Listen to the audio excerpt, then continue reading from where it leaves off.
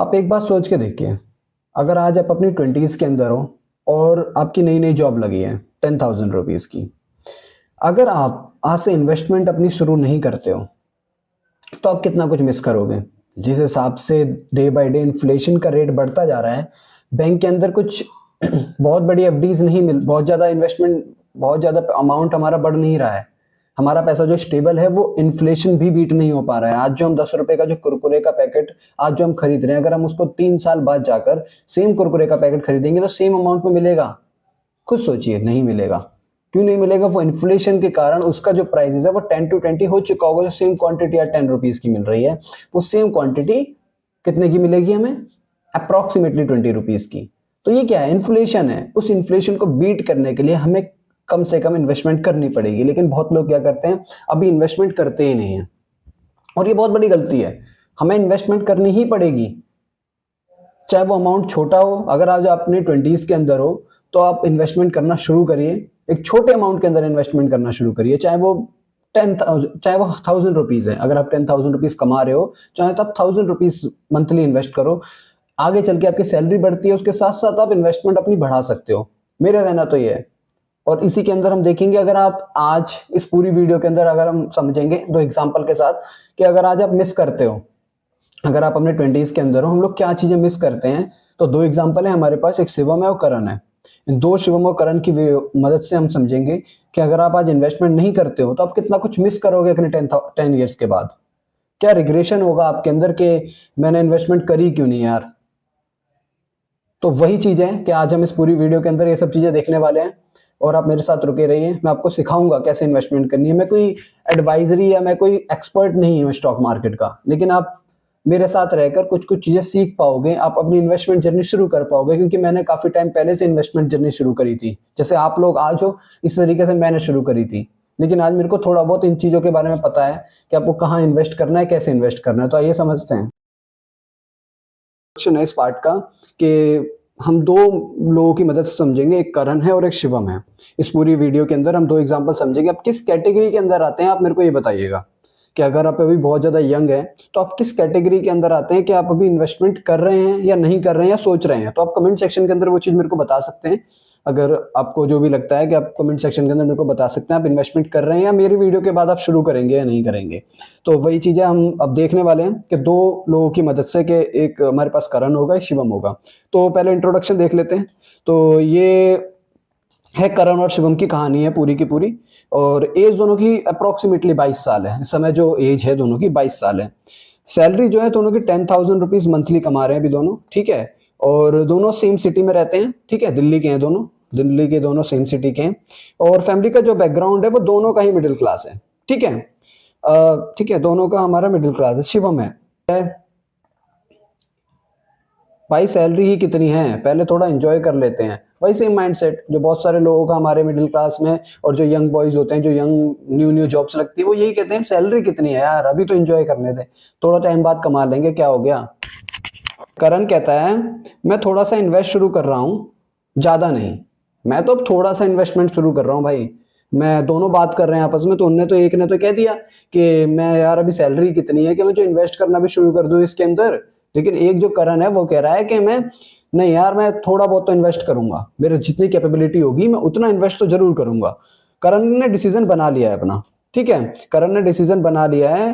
करण कोई rocket science नहीं है। करण ने कहा ये कोई रॉकेट साइंस नहीं है, सैलरी मेरी 10,000 रुपीज है, मैं इन्वेस्टमेंट 3,000 अ मंथ करूंगा ही करूंगा, ठीक है। और मैं कहाँ करूंगा? एसआईपी करूंगा मैं, इंडेक्स म्यूचुअल फंड के अंदर, ठीक है। एसआईपी क्या होती है? सिस्टमेटिकली इन्वेस्टमेंट प्लान, ठीक है। सिस्टमेटिकली इन्वेस्टमेंट प्लान, जो कि हम एक इंडेक्स फंड के अंदर करेंगे, जो सेंसेक्स का और निफ्टी का इंडेक्स फंड होता है, उसके अंदर हम लोग अपनी एसआईपी करना शुरू करेंगे।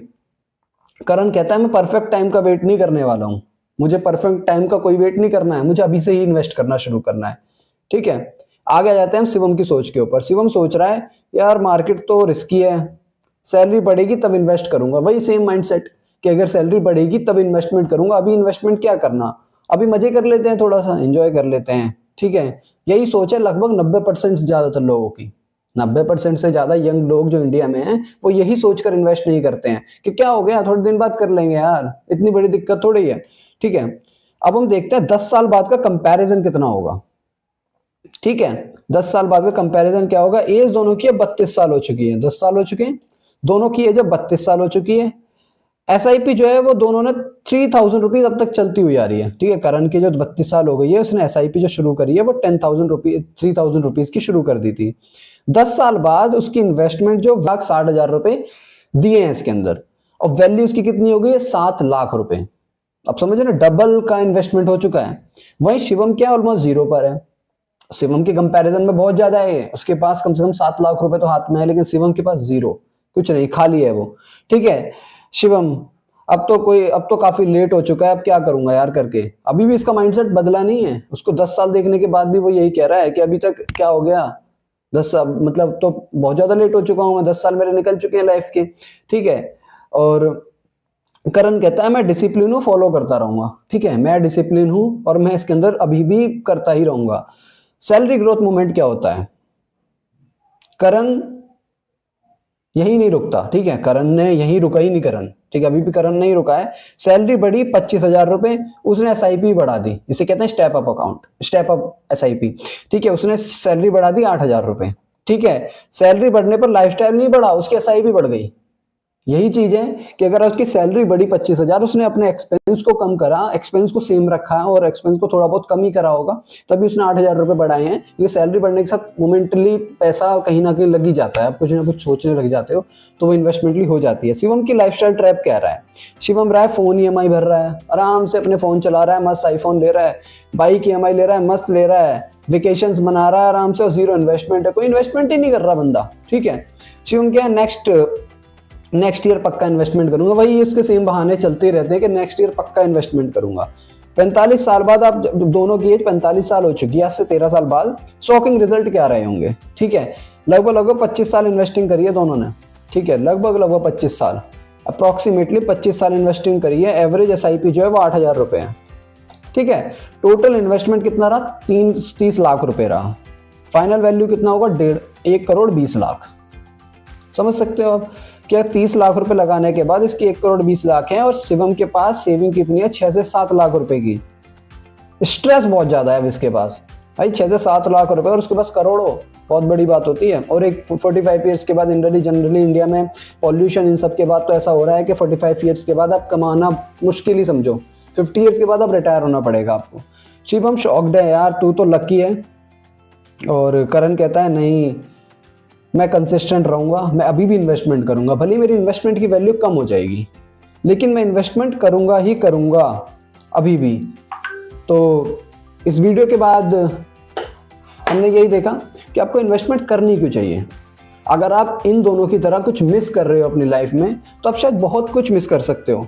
तो मेरे हिसाब से आपको इन्वेस्टमेंट करनी ही चाहिए। आप भले ही छोटे अमाउंट के साथ इन्वेस्टमेंट करो, लेकिन आप इन्वेस्टमेंट को अभी से ही स्टार्ट करना शुरू कर दो, नहीं तो बहुत ज़्यादा लेट हो जाएगा और फिर आपके पास रिग्रेट करने के अलावा, क्योंकि आप अगर एक एज के पास पहुंच जाते हैं हम लोग, तो उस एज के बाद क्या होता है, हमारे पास रिस्पॉन्सिबिलिटीज़ होती है। उस रिस्पॉन्सिबिलिटी को मैनेज करना और फिर उसके साथ इन्वेस्टमेंट करना थोड़ा मुश्किल हो जाता है। बच्चे होते हैं, उसके बाद फिर हमें खर्चा बहुत ज़्यादा बढ़ चुका होता है। फिर इंडिया में जनरली इतना नहीं देखा जाता कि आप इस तरीके से जनरली चल पाओगे।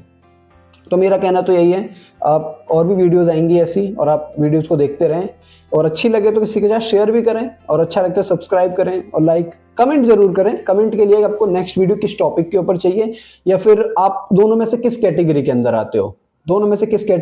आते हो, वो भी बताएं मुझे इस वीडियो के अंदर।